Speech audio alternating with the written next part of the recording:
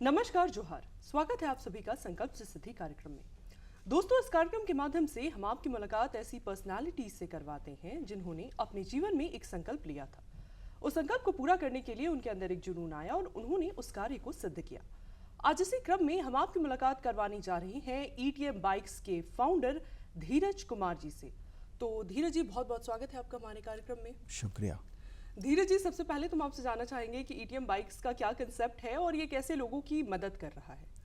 ETM bikes जो हमारी company है वो बेसिकली इलेक्ट्रिक व्हीकल्स के क्षेत्र में काम करती है और हमारा काम डिलीवरी बॉयज़ को स्कूटीज़ प्रोवाइड करना है जिससे कि उनका काम आसान होता है। हमारी बाइक्स बहुत ही एडवांस्ड टेक्नोलॉजीज़ को यूज़ करती है जिससे कि हमारी मॉनिटरिंग भी उनके ऊपर होती है।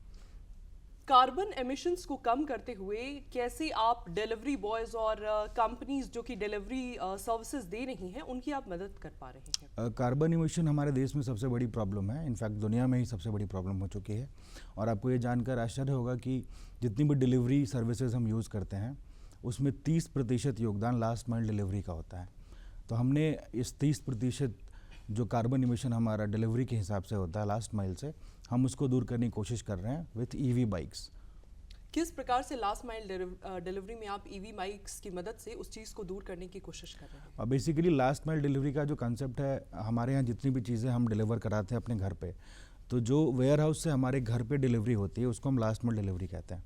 और लास्ट माइल डिलीवरी में बहुत सारी कंपनीज़ 90% तो केस में 2 व्हीलर से यूज़ करती हैं और मैक्स टू मैक्स 3 व्हीलर से यूज़ करती हैं। उस केस में सबसे ईजी अडॉप्शन यहीं पे हो सकता है। तो हमने क्या किया है, हमने एक प्लेटफॉर्म बनाया जिसके अंदर जितने भी IC इंजन वाले व्हीकल्स हैं, और अभी गवर्नमेंट का भी बहुत ज़्यादा फोकस है EV के ऊपर, तो हमने ये प्लेटफॉर्म दिया है जिसमें कि आप EV यूज़ कर सकते हैं। आइस इंजन वाली व्हीकल्स एज इन लाइक क्या? IC इंजन व्हीकल्स का मतलब होता है वैसी व्हीकल्स जो IC इंजन से चलती है, या पेट्रोल व्हीकल्स हम नॉर्मल भाषा में जिनको कहते हैं। ओके। धीरज जी, कब और कैसे ये ख्याल आया कि ऐसा कोई गैप एग्जिस्टिंग है जिसको फिल करने की ज़रूरत है? प्रॉब्लम आइडेंटिफिकेशन आपने कब करा? चूँकि एंटरप्रेन्योर को प्रॉब्लम देखते रहनी पड़ती है, तो हमने ये शुरुआत 2021 में की थी, लेकिन हमारा जो यूरेका मोमेंट था हमने 2020 में पाया कि सरकार का बहुत ज़्यादा फोकस EV की तरफ हो रहा था क्योंकि ग्लोबल वार्मिंग और बहुत सारे इश्यूज़ आ रहे थे। तभी हम EV में कुछ करना चाह रहे थे और हमें एक न्यूज़ दिखी जिसमें दिल्ली की सरकार ने लास्ट माइल डिलीवरी को फोर्सफुली बोला कि आपको आने वाले 2-4-5 सालों में सारी डिलीवरी EV के ऊपर करनी होगी। तो हमें ये मौका दिखा और हमने उसी टाइम पे अपनी कंपनी को लॉन्च किया और उसका हमें फ़ायदा भी ये मिला कि आज भारत की जितनी भी बड़ी लास्ट माइल डिलीवरी कंपनीज़ हैं उनके साथ हम काम कर रहे हैं।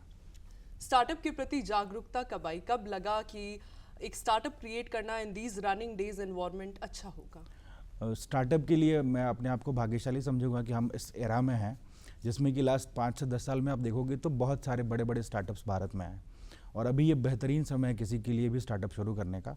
और मेरा एक रुझान स्टार्टअप्स के प्रति हमेशा से रहा है। ये मेरा दूसरा या तीसरा स्टार्टअप है।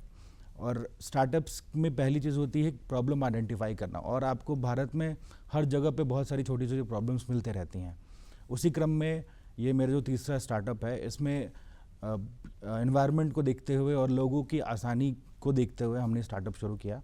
और इसी क्रम में जब आप प्रॉब्लम्स को देखना शुरू करते हैं तो आपको हर जगह पे एक गैप दिखता है और आप एक सॉल्यूशन लेके चले आते हैं। तो स्टार्टअप्स की वर्ल्ड में आपने कब एंट्री करा? मेरा पहला स्टार्टअप 2016 में किया था, हमने यहीं रांची से किया था, जिसमें हम ऑनलाइन फूड टेक प्लेटफॉर्म बनाया था जिसमें हम लोगों को हेल्दी ब्रेकफास्ट प्रोवाइड करा रहे थे। वो स्टार्टअप भी बहुत अच्छा चला। उसके बाद मैंने दूसरा स्टार्टअप टेक में किया जिसका नाम था IoT लैबोरेटरीज, जिसमें हम IoT डिवाइसेस बना रहे थे और लोगों को IoT डिवाइसेस यूज़ करने के लिए जागरूक कर रहे थे।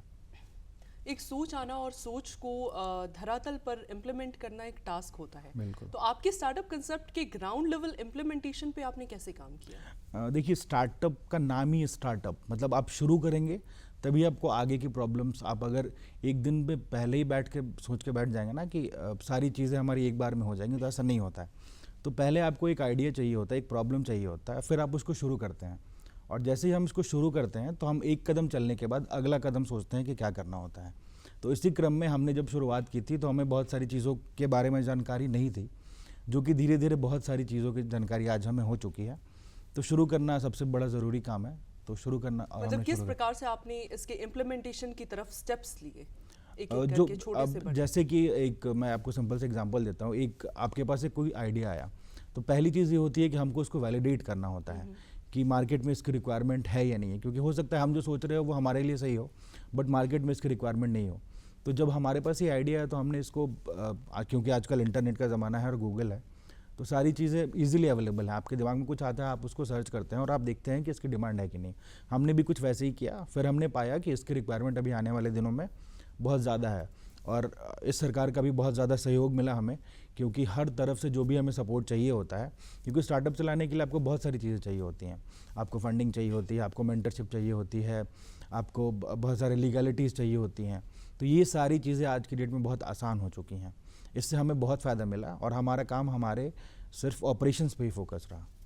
ईवीज को लीज पे करने का ऑप्शन आपके माइंड में कब और कैसे आया, और कैसे आपने अपने स्टार्टअप में इसको एक स्मूथ इम्प्लीमेंटेशन दिया?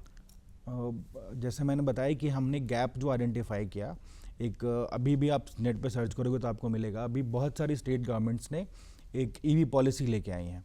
वो पॉलिसी ये कहती है कि जितनी भी लास्ट माइल डिलीवरी कंपनीज़ हैं उनको आने वाले कुछ सालों में अपना सारा फ्लीट ईवी के ऊपर लेके जाना है। अगर आप डिलीवरी कराते हो तो आपकी बाइक बैटरी वाली होनी चाहिए। तो हमने इस चीज़ को पकड़ा और हमने कंपनियों से बात की। प्रॉब्लम ये आया कि अब या तो कंपनी आपको बाइक दे दे और या तो जो डिलीवरी बॉयज़ हैं वो खुद की बाइक खरीदें, लेकिन जो डिलीवरी बॉयज़ हैं और गिग वर्कर्स हैं उनके पास अपनी बाइक खरीदने के पैसे नहीं होते हैं, और अगर फाइनेंस भी कराते हैं तो बहुत सारे कॉम्प्लिकेशंस होते हैं, सिबिल स्कोर और। तो इस बीच में हम जैसे प्लेयर्स आए और हमने कहा डिलीवरी बॉयज़ को कि आपको बाइक्स खरीदने की ज़रूरत नहीं है, आपको जब ज़रूरत होगी, जितने दिनों के लिए ज़रूरत होगी, आप हमारी स्कूटी यूज़ करिए, डिलीवरी करिए, और आप जो पैसे पेट्रोल में डलाते हैं वो पैसे हमें रेंट की तरह दे दीजिए। इससे उनका भी काम आसान हो गया और कंपनियों का भी टारगेट पूरा होने लग गया। क्या इस बीच आपको कोई बल्क ऑर्डर भी मिला जिससे कि आपके स्टार्टअप सोच में एक विस्तार आया? जी, सबसे पहला जो हमारा बड़ा ऑर्डर था जोमेटो के साथ साथ हमने इंटरनेट का यूज़ किया, हमने डिजिटल मार्केटिंग के थ्रू प्रचार करना शुरू करा। तो हमें जो सबसे पहला ऑर्डर जोमेटो की टीम की तरफ से मिला, क्योंकि तो ये ऑर्डर आपको किस प्रकार से मिला और कब मिला? ये हमें 2021 में हमें ऑर्डर मिल गया था। कंपनी शुरू होने के 1-2 महीने के अंदर हमें पहला बड़ा ऑर्डर मिला। छोटे ऑर्डर्स मिल रहे थे। जोमेटो से हमारे पास फ़ोन आया। जोमेटो ने हमें कहा कि हमें 200 गाड़ियों की ज़रूरत है, क्या हम उन्हें दे पाएंगे? तो हमने कोशिश की, हमने फिर बहुत सारे तरीके यूज़ किए इन्वेस्टमेंट रेज करने के, कहीं कहीं हमें सपोर्ट भी मिला और हमने उनके साथ पहले अपना काम करना शुरू किया। फिलहाल में आपका स्टार्टअप किन किन प्लेसेस पे ऑपरेट है और किस प्रकार से स्मूथली आप इन सभी प्लेसेस को ऑपरेट कर रहे हैं? अभी हम पूरे भारत में मौजूद हैं। अभी हमारा सबसे बड़ा मार्केट जो दिल्ली एनसीआर में है, जहाँ पे हमारी 600 से 700 गाड़ियाँ चल रही हैं। हम बेंगलोर में भी काम कर रहे हैं, हम रांची में भी काम कर रहे हैं, पटना में भी काम कर रहे हैं और लखनऊ में भी काम कर रहे हैं। तो बेसिकली अभी हम टियर 1 और टियर 2 सिटीज़ में बहुत अच्छी तरह काम कर रहे हैं। हमारे पास डिमांड बहुत ही अच्छी है, आने वाले समय में और शहरों में जाने की योजना है। हर स्टेट की रिक्वायरमेंट और एनवायरनमेंट अलग अलग होती है, तो हर अलग अलग स्टेट्स के एनवायरनमेंट के हिसाब से उनकी रिक्वायरमेंट्स को टैकल करना, ये काम आप किस प्रकार से कर पा रहे हैं? जी बिल्कुल, हर एक शहरों में अलग अलग तरह के इकोनॉमिक सुविधाएं होती हैं, अलग अलग तरह के लोग होते हैं, तो ये चैलेंज होता है। बिल्कुल बिल्कुल। तो टियर 1 सिटीज़ में काम करने में थोड़ी आसानी ये होती है कि टियर 1 सिटीज़ के लोग थोड़े प्रोफेशनल होते हैं, लाइक उनके पास बहुत सारी चीज़ें होती हैं करने के लिए, तो वहाँ पे ऑपरेट करना हमारे लिए आसान होता है क्योंकि वहाँ की इकोनॉमी भी बड़ी है। जैसे अगर हम बात करें टियर 2 और टियर 1 सिटीज़ की डिफरेंस की, तो पर कैपिटा इनकम और बहुत सारी चीज़ें होती हैं जहाँ पे बाइंग कैपेसिटी लोगों की ज़्यादा होती हैं, तो वहाँ पे स्टार्टअप्स बहुत जल्दी ग्रो कर पाते हैं क्योंकि नई चीज़ें लोग ट्राई कर लेते हैं।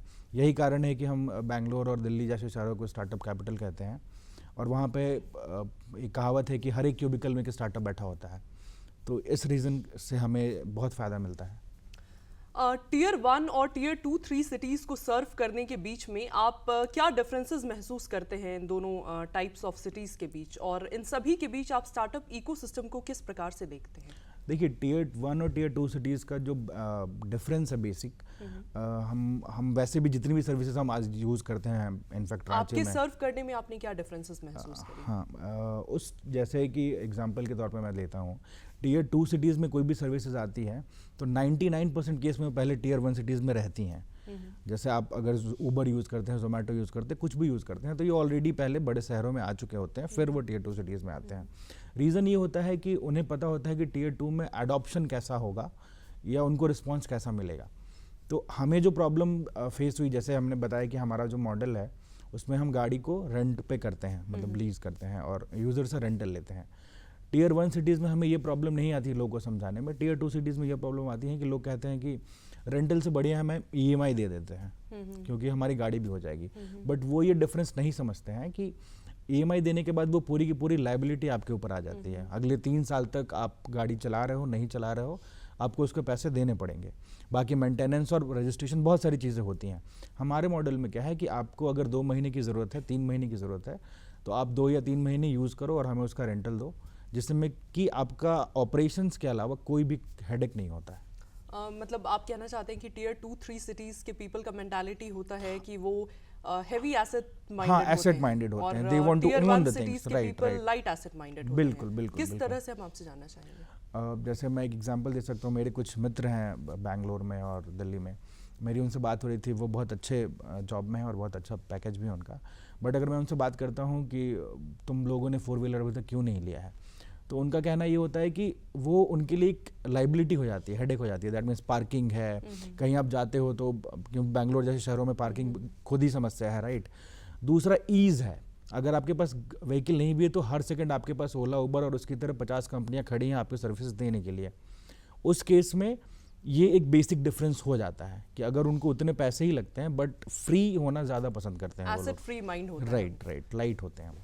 धीरज जी, और भी सिमिलर कंपनीज होंगी जो मार्केट में इस तरह से फंक्शन कर रही हैं फिलहाल, तो उन सभी कंपनियों के बीच आपका स्टार्टअप एक अलग यूनिक स्टैंड किस प्रकार से क्रिएट कर पा रहा है? जी, बहुत सारे प्लेयर्स हैं जो हमारी तरह की सर्विसेज दे रहे हैं, लेकिन फॉर्चुनेटली अभी टियर 2 सिटीज़ में सर्विसेज देने वाले हम इकलौते हैं। पटना में भी और रांची में भी कोई भी प्लेयर नहीं है जो ये काम कर रहा है इस मॉडल पे। बाकी शहरों में ऐसे लोग हैं।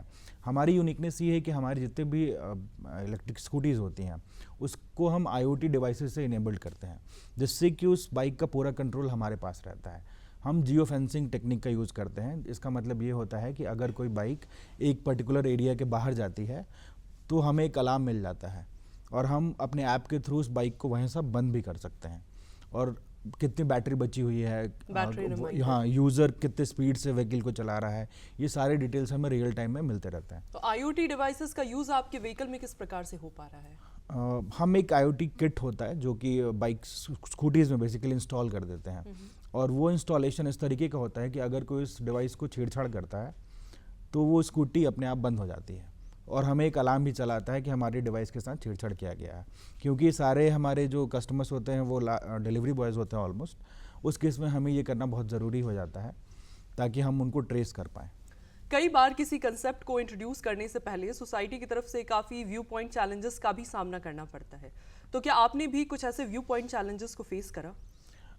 बिल्कुल। आप जब कुछ नया शुरुआत करते हैं तो आपको बहुत सारे प्रॉब्लम्स का सामना करना पड़ता है, लेकिन क्यों मैंने आपको पहले ही बताया कि ये मेरा दूसरा और तीसरा स्टार्टअप है, तो मेरे लिए ये प्रॉब्लम बहुत हद तक सॉल्व हो चुकी थी क्योंकि सबको पता था कि मैं अब यही कर रहा हूँ। इंट्रोड्यूस करने से पहले क्या लोगों के जो व्यू पॉइंट चैलेंजेस आए उसके बारे में हम आपसे जानना चाहेंगे? उस केस में हमने एक एक्सरसाइज किया था। हमने एक गूगल फॉर्म बना के पहले लोगों से जानना चाहा था।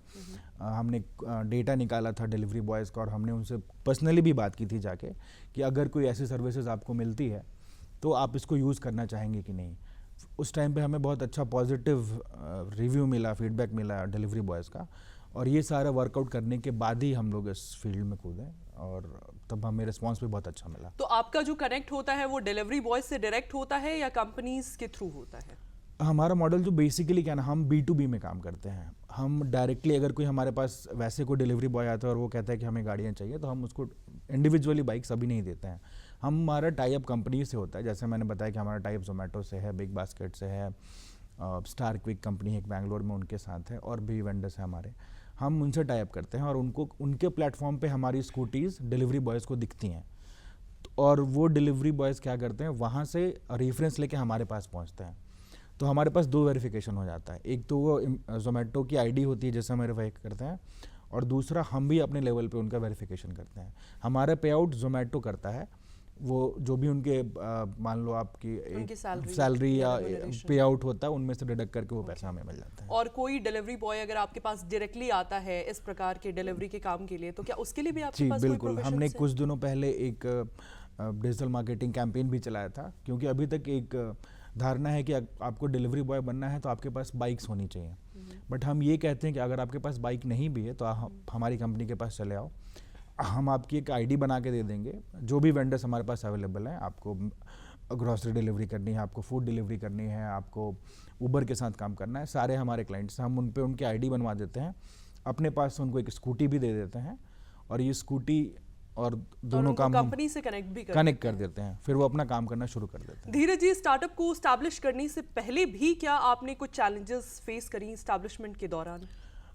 जैसे मैंने बताया आपको कि मैंने पहला स्टार्टअप 2015-16 में करा था, उस टाइम पे जो प्रॉब्लम्स मैंने फेस करी थी अभी वाले स्टार्टअप में बहुत हद तक सॉल्व हो चुकी थी, क्योंकि एक वो समय थोड़ा नया था और अभी इतनी सारी मशीनरीज काम कर रही हैं स्टार्टअप्स को सपोर्ट करने के लिए कि आपका आधा काम जो नॉन बिजनेस बैकग्राउंड के लोग हैं, जिनको बहुत सारी चीज़ें नहीं पता होती हैं, रजिस्ट्रेशन कराने से लेके मेंटरशिप, बहुत सारी चीज़ें इन्वॉल्व होती हैं स्टार्टअप करने के लिए, ये सारी चीज़ें आपको सरकार की तरफ से करी कराई मिल जाती हैं, तो हमारा काम बहुत आसान हो जाता है। ये सभी चैलेंजेस ओवरऑल जो आपने फेस करे एस्टैब्लिशमेंट के दौरान, व्यू पॉइंट चैलेंजेस, इन सभी चैलेंजेस को आपने ओवरकम किस प्रकार से किया? जैसे मैंने पहले बताया आपको कि हम शुरुआत करना चाहिए। एक कोट मैंने कहीं देखा था कि एक हमारा एक फ्रेंड है, अपनी गाड़ी नहीं निकालता है, रीज़न इज़ दैट कि उसका कहना होता है कि जब सारी ट्रैफिक लाइट्स ग्रीन होंगी तब मैं अपनी गाड़ी निकालूंगा, बट ऐसा नहीं होता है। तो आपको पहला कदम लेना पड़ता है। जैसे हमने जब ये कंपनी की शुरुआत की, हमें क्योंकि मेरा बैकग्राउंड कंप्यूटर साइंस का, ईवी का बहुत ज़्यादा ज्ञान नहीं था, लेकिन करते करते अभी ईवी के बारे में बहुत चीज़ें पता चल गई, और इंटरनेट के ज़माने में हर एक चीज़ें अवेलेबल हैं। आपको बहुत अच्छे अच्छे प्रोफेसर्स, बहुत अच्छे अच्छे मेंटर्स मिल जाएंगे, जिनकी क्लासेस आप आराम से घर बैठे कर सकते हैं, और सारी प्रॉब्लम्स का सॉल्यूशन अवेलेबल है, बस आपको ढूंढने की ज़रूरत है। तो क्या स्टार्टअप को शुरू करने के दौरान आपको कोई मेंटोर या फंडिंग सपोर्ट भी मिली इसको ग्रो करने के लिए? क्यों, मैं खुद ही भारत सरकार के स्टार्टअप हब में मेंटर हूँ, और मैंने दिल्ली सरकार के साथ भी एक देश के मेंटर प्रोग्राम में स्टार्टअप मेंटरिंग की है। फंडिंग की जहाँ तक बात है तो हमें स्टेट गवर्नमेंट से फंड मिला है, भारत सरकार का भी फंड हमें ग्रांट हो चुका है, तो हमें कुछ दिनों में वो भी मिल जाएगा। आप startup hub government of India के स्टार्टअप मेंटोर भी हैं, तो ये अपॉर्चुनिटी आपको कब और कैसे मिली इस फील्ड में रहने के दौरान? मैं मेरा शुरू से रुझान रहा है स्टार्टअप्स की ओर, एंटरप्रेन्योरशिप में मेरा एक रुझान रहा है जो कि मुझे खींच के लाया। पहले मैं कॉर्पोरेट में जॉब कर रहा था। 2019 में मैं जब ढूंढ रहा था तो मुझे स्टार्टअप हब के प्लेटफॉर्म पे, MEIT के प्लेटफॉर्म पे एक एप्लीकेशन दिखा, जिसमें भारत सरकार पूरे भारत से मेंटर्स ढूंढ रहे थे जो कि अलग अलग डोमेन में बच्चों को गाइड दे कर पाएँ। वहाँ पे मैंने अपना एप्लीकेशन डाला, अपना प्रोफाइल डाला, क्योंकि उस समय तक मैंने 2 स्टार्टअप कर लिए थे, और मैंने एक शॉर्ट टर्म कोर्स भी किया हुआ है यहाँ Xavier institute of social sciences से एंटरप्रेन्योरशिप के ऊपर। तो इन सब का फ़ायदा मुझे मिला, और 2019 में मैं स्टार्टअप हब के साथ जुड़ गया as a mentor. Delhi government के एक प्रोग्राम देश के मेंटोर्स में आपका चयन हुआ था for training students on startups, तो इसमें आपका चयन किस प्रकार से हुआ, और बीइंग अ स्टार्टअप फाउंडर इसमें आपका क्या रोल प्ले रहा? ये हाँ, देश के मेंटर प्रोग्राम जो है वो बहुत ही बढ़िया प्रोग्राम है दिल्ली सरकार का, जिसमें वो क्या करते हैं, वो स्कूल्स में जो बच्चे होते हैं उनको कनेक्ट कर देते हैं किसी मेंटर के साथ। तो अगर किसी बच्चे के मन में स्टार्टअप को लेके किसी भी तरह का सवाल होता है तो वो उनसे वीकली ऐप के थ्रू, उनका एक ऐप बना हो, उस ऐप पे अपने आप को रजिस्टर करना हो। कौन सा? एक देश का मेंटर ऐप ही है उनका। उस पे जैसे मेरे पास 4 स्कूल्स असाइंड हुए थे, उसमें कुछ बच्चे थे जिनको मेरे को सेलेक्ट करना था, और वो मेरे मेंटरशिप में थे। उन बच्चों को जो भी दिक्कतें होती हैं, जो भी सवाल होते हैं स्टार्टअप से रिलेटेड, वो मेरे से ऐप के थ्रू या फ़ोन के थ्रू बात करके सॉल्व कर लेते हैं, और उनको एक बहुत ही अच्छा इनिशिएटिव मिल जाता है, जिससे कि आगे उनको बहुत ज़्यादा फ़ायदा हो जाता है। तो देश के सभी बच्चों को आप एक साथ कैसे टैकल कर रहे थे? हमारे पास 10-10 बच्चे मिलते हैं, तो मेरे पास जो 10 बच्चे थे उसमें 6-7 बच्चे बहुत ज़्यादा सीरियस थे, जिनसे हमेशा बात होते रहती थी। वही क्लासरूम वाली हालत है, जैसे आप जानते हो कि क्लास में 50 बच्चे होते हैं, बट 2-4 बच्चे ही होते हैं जो आगे चल के कुछ करते हैं। तो 10-10 का लॉट वो देते हैं, 10 बच्चों को पहले मेंटरशिप देते हैं, फिर वो नेक्स्ट स्टेज पे चले जाते हैं अगर उनको स्टार्टअप करना होता है, क्योंकि वो स्कूल के बच्चे हैं तो आगे पढ़ाई भी करनी होती है उन्हें, बट उन्हें एक ओवरव्यू मिल जाता है। फाइनली वो कब जाते हैं और स्टार्टअप की स्टेज पर पहुंचते हैं?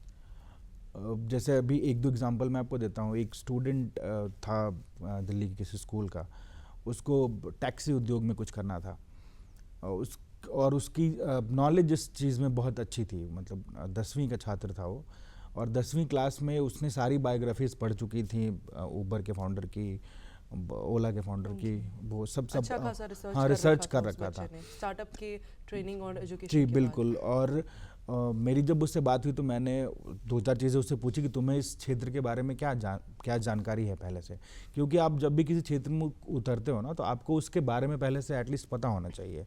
उस बच्चे को सारी चीज़ें पता थी। फिर मैंने उसको बताया कि तुम इसके टेक के बारे में जानना सीखो कि इसकी टेक्नोलॉजी कैसे काम करती है, एप्लीकेशन कैसे काम करता है, इसका बिजनेस मॉडल क्या है। और उस बच्चे ने 1 सप्ताह के अंदर मुझे सारी डिटेल्स ला के दे दी। Then I got to know कि स्कूल लेवल पे ये चीज़ कितनी ज़रूरी है अगर उनको सही मेंटरशिप तो मिले। क्या उसका कुछ एंड रिजल्ट भी निकला? हाँ, अभी वो 12th में होगा वो स्टूडेंट। 12th के बाद उसका प्लान है कि वो उसको फुल टाइम करेगा और एक एप्लीकेशन बना के लेके आएगा। धीरज जी, ईटीएम बाइक्स नाम काफ़ी यूनिक है, क्या सोच या कंसेप्ट रही इस नाम को रखने के पीछे की? ईटीएम बाइक्स हमने वैसे ही बैठे हुए थे तो केटीएम बाइक्स आप जानते होंगे, केटीएम की बाइक्स आती है और हमें इलेक्ट्रिक करना था तो हम एक जंबल वर्ड बना रहे थे। ऐसे करते करते हमारे जंबलिंग केटीएम की जगह ईटीएम हो गया तो हमने ईटीएम बाइक्स ले लिया ब्रांड नेम। टारगेट ऑडियंस या क्लाइंट्स कौन कौन से रहते हैं जिसपे आपके स्टार्टअप का मुख्य रूप से फोकस रहता है? हमारे टारगेट क्लाइंट्स या B2B क्लाइंट्स वैसे भारत की सारी कंपनियां हैं जो कि लास्ट माइल डिलीवरी में काम करती हैं। धीरे धीरे हमने अभी कुछ दिनों से 3 व्हीलर भी ले आए हैं अपने फ्लीट के ऊपर, जिसमें हम 3 व्हीलर्स भी देते हैं यूजर्स को डिलीवरी पर्पसेस के लिए। तो आज की डेट में अगर आप बात करो तो रांची जैसे शहर में भी 80% चीज़ें हम चाहते हैं कि हमारे घर पे पहुंच जाए, चाहे वो पिज़्ज़ा हो, चाहे मेडिसिन हो, चाहे ग्रॉसरी हो, चाहे कपड़े हों, हर एक चीज़ घर पे चाहिए होती है आजकल के यूज़र को। तो इस क्षेत्र में बहुत सारी कंपनियां भी हैं और इन कंपनियों के लिए एक बहुत बड़ा हेडेक होता है ये डिलीवरी वाला पोर्शन। अगर मैं आपसे कहता हूँ लास्ट माइल डिलीवरी में ही आपने अपना स्पेशलाइजेशन क्यों रखा? एक तो मैंने बताया आपको कि 30% कार्बन इमिशन यहीं से हो रहा है। दूसरा, जो गवर्नमेंट की पॉलिसी आ गई, जैसे आपने देखा होगा जब भारत में डीमोनेटाइजेशन हुआ था तो पेटीएम उसके पहले भी था, बट डीमोनेटाइजेशन के बाद पेटीएम बहुत अचानक से शूट हो गया, राइट। तो एक वो कहता है ना कि आप जब कुछ कर रहे होते हो और किसी चीज़ का सपोर्ट मिल जाता है आपको तो आप ग्रो बहुत आसानी से करते हो, मतलब मौके पे चौका मारने वाली बात है। इंस्टेंट डिलीवरीज के कारण बहुत ज़्यादा हो रहा था। बिल्कुल बिल्कुल। और अभी अगर कोई भी बंदा स्टार्टअप करना चाहता है डिलीवरी वाले क्षेत्र में, जैसे ई कॉमर्स, अगर मैं भी चाहता हूँ कि मैं केक डिलीवरी का प्लेटफॉर्म बना दूँ, तो केक को बेचना बहुत मुश्किल काम नहीं है, बट उसको घर तक पहुँचाना एक हेडेक वाला काम है।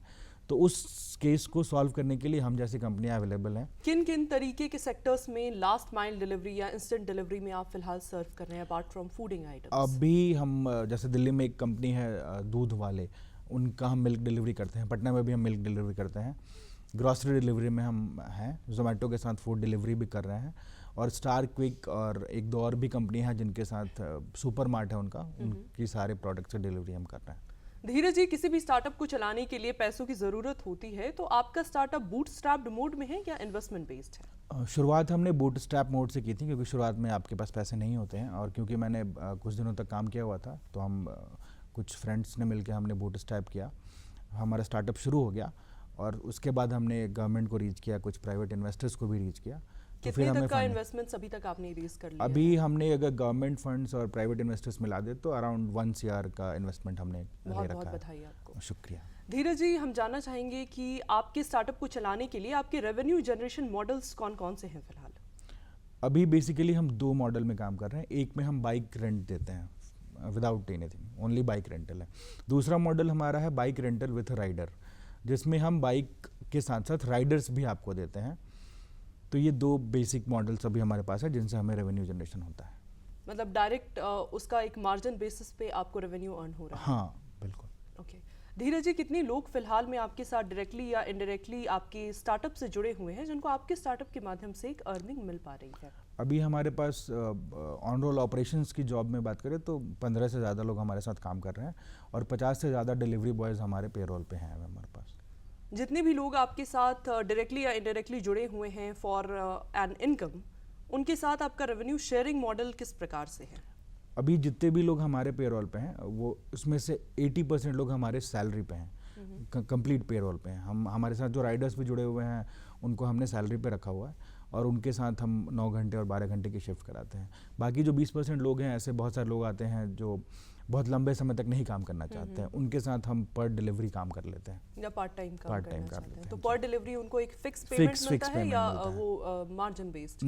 फिक्स पेमेंट मिलता है उनको एक डिलीवरी के ऊपर। धीरज जी, हम जानना चाहेंगे कि क्या आप अकेले हैं या आपके को फाउंडर्स भी हैं? हमारे साथ 2 को फाउंडर और भी हैं, एक रविशेखर और दूसरा कार्तिकेश। आपका नेक्स्ट वे फॉरवर्ड विजन क्या है? अगले 5 से 10 सालों में आप अपने स्टार्टअप को कहाँ खड़ा देख पा रहे हैं? क्योंकि अभी हम 4 से 5 शहरों में हैं भारत के। हमारा जो प्लान है वो आने वाले 5 सालों का ये है कि हम भारत के हर एक टियर 2 सिटीज़ में रहना चाहते हैं। हमारा फोकस भी यही है कि हमने टियर 2 सिटीज़ से शुरुआत की है, तो हमारा जो पहला टारगेट है कि हम भारत के हर टियर 2 सिटीज़ को ये फैसिलिटी दें और देन बड़े शहरों की तरफ मूव करें। धीरज जी, मेरे माइंड में एक सवाल आ रहा है कि आप बड़े शहरों की तरफ मूव करना चाह रहे हैं। फिलहाल आप बड़े शहर एज वेल एज छोटे शहर दोनों में ऑपरेंट हैं।